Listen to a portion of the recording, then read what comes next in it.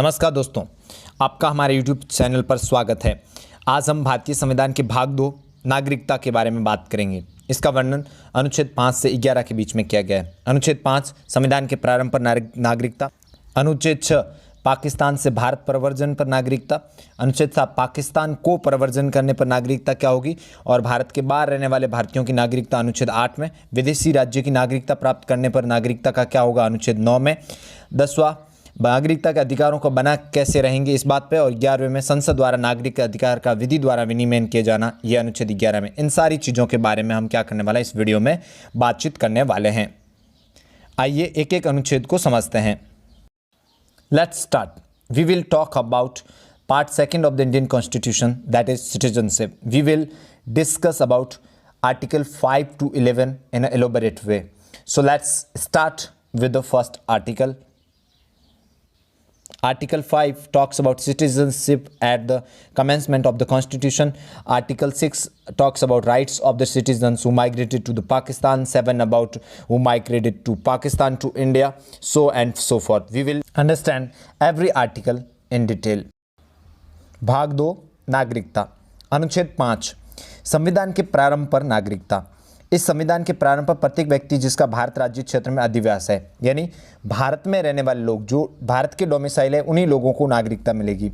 एक, जो भारत के राज्य क्षेत्र में जन्मा था या जिसके माता पिता में से कोई भारतीय राज्य क्षेत्र में जन्मा था, या जो प्रारंभ से ठीक पहले कम से कम 5 वर्ष तक भारत के राज्य क्षेत्र में रह चुका, उसे भारत का नागरिक माना जाएगा। इसका मतलब समझिए, भारत का संविधान 26 जनवरी 1950 को लागू हुआ था। उस वक्त कोई भी व्यक्ति अगर भारतीय राज्य क्षेत्र में जन्मा हुआ था, या फिर उसके माता पिता में से कोई भारत में जन्मा हुआ था, या फिर वो व्यक्ति 5 साल पहले से भारत में रह रहा था, उसे भारतीय नागरिक मान लिया गया था।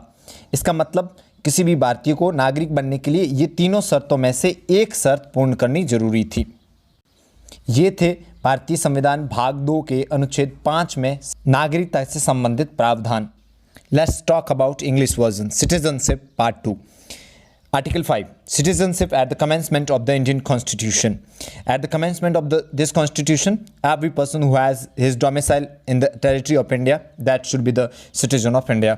There are 3 restrictions: who was born in the territory of India, or either of whose parents was born in the territory of India, who has been ordinary resident in the territory of India for not less than 5 years immediately preceding such commencement shall be citizen of India. So it is all about the second part and the Article 5 of the Indian Constitution. अनुच्छेद 6 पाकिस्तान से भारत को प्रवर्जन करने वाले कुछ व्यक्तियों की नागरिकता के अधिकार। यानी पाकिस्तान से कोई व्यक्ति भारत आया था तो उसकी कैसे नागरिकता ग्रहण हुई। अनुच्छेद 6 और 7 के बारे में आपको याद रखना है, इनका वर्तमान में कोई महत्व नहीं है।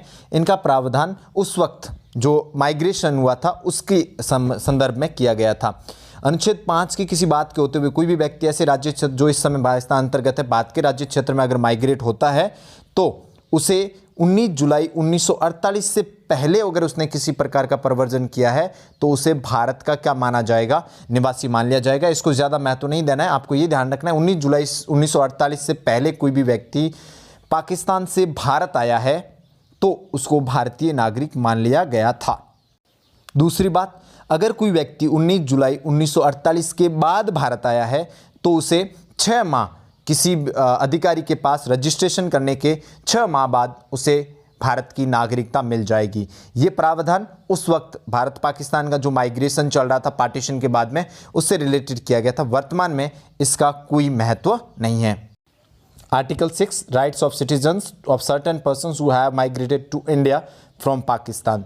It talks about the person who migrated to India from Pakistan.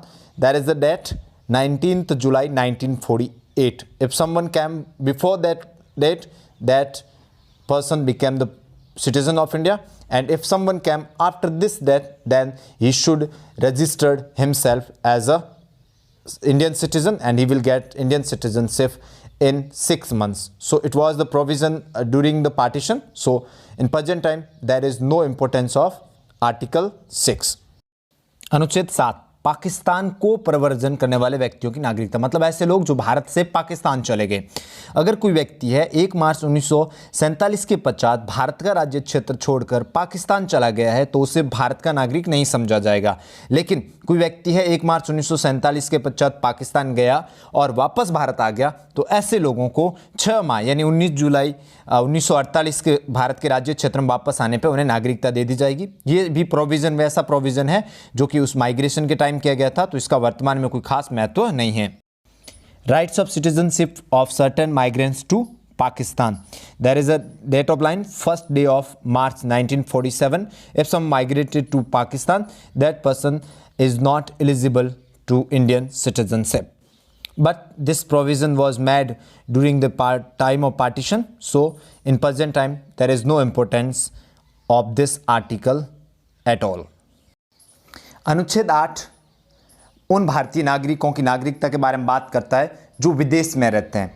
क्या लिखा हुआ है? भारत के बाहर रहने वाले भारतीयों के उद्भव के कुछ व्यक्तियों की नागरिकता अधिकार। अनुच्छेद 5 के किसी बात के होते हुए कोई व्यक्ति जिसके माता पिता या उसके ग्रैंड पेरेंट्स भारत शासन अधिनियम 1935 से पहले जो अनडिवाइडेड इंडिया था उसके दौरान किसी दूसरे देश में रह रहा है और वहाँ का जो भारत डोमिनियन के सरकार द्वारा और भारत सरकार द्वारा विहित रूप में जो भी वहाँ का अधिकारी है, राजनयिक और कौंसिलीय प्रतिनिधि है, अगर वो वहाँ पे लिख देता है कि ये भारत का नागरिक है तो उस व्यक्ति को भारत का नागरिक माना जाएगा। यानी अब्रॉड में रहने वाले भारतीयों की नागरिकता के बारे में बात अनुच्छेद 8 में की गई है।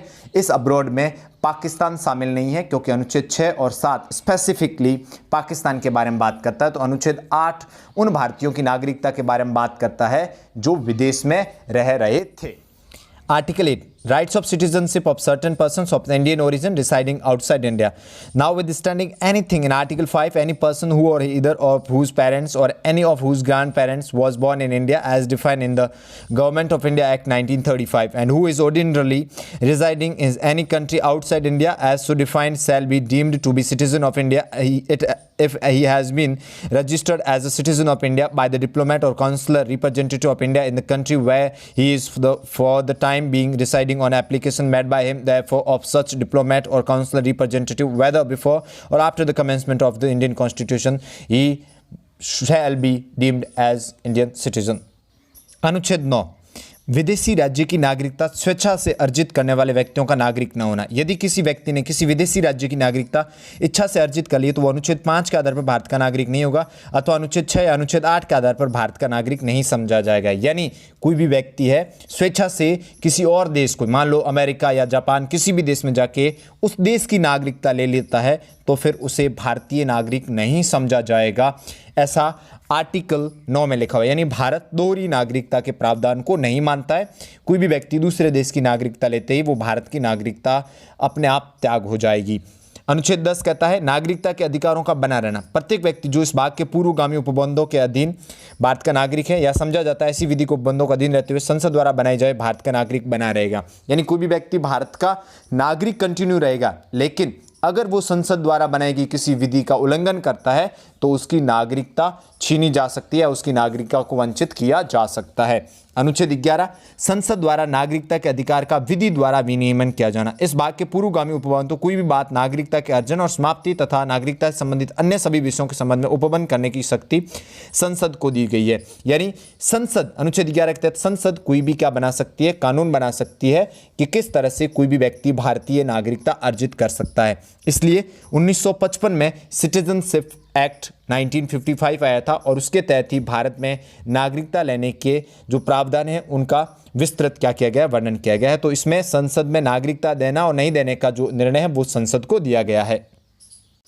नागरिकता के बारे में नियम बनाने की शक्ति संसद को अनुच्छेद 11 में दी गई। इस कारण संसद ने 1955 का अधिनियम उसमें कई बार संशोधन किया गया और जो अभी एनआरसी और सीएए का मुद्दा चल रहा है ये भी 1955 की सिटीजनशिप एक्ट में जो बदलाव किए गए, जो संशोधन किए गए उसी का परिणाम है।